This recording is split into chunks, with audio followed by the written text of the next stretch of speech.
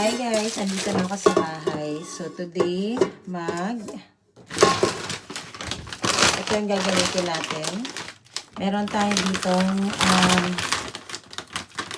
teriyaki chicken thai bun or siopaw.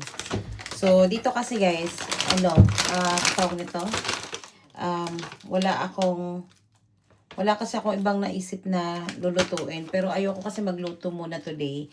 Parang gusto ko ito lang. Ito lang muna today. Tapos, madali lang siya guys. Kasi maglalagay lang tayo ng hot water. Sa mga hindi lang naman alam, ayan. Ganyan lang ang gagawin. Hindi mo na kailangan siyang i-defrost. Kasi pwede lang hindi na mag-defrost. Ganon. O, diba?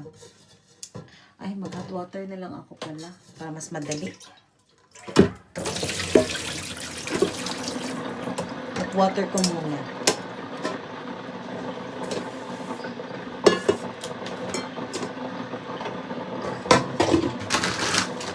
Ayan, nakita ko kasi ito sa namin, sa malapit lang siya na, ay, pwede pala siya microwave.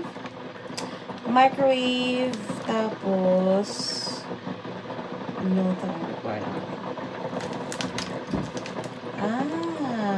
steam. Pwede din siya i-steam. Pero mas maganda naka-steam, siguro. Tatry ko lang siyang i-steam. Mas okay ako mag-steam na ito.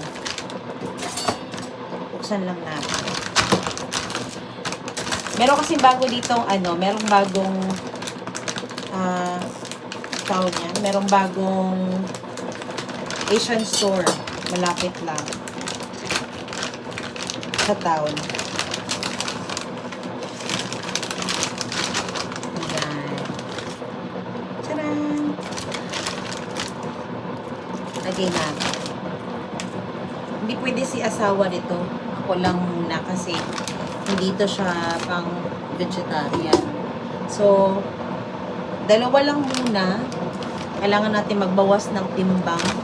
Kaya, ayan. Medyo, alam nyo guys, nagkaka-problema na ako dahil nga madali na akong, ano ba tawag yan? Hinihingal. Madali na akong hingalin. Kaya, medyo nakaka-guilty din kasi nga, lagi akong kumakain ng mga junk foods. Tapos, hindi na ako masyadong naglalakad ng, alam mo yun, yung para magpapawis. Ayan. Wala na talaga akong pampapawis, kaya, medyo nakaka-guilty. Anyways, ayan, see you in my next video. And meron akong mga susunod na mga longer vlogs. Okay?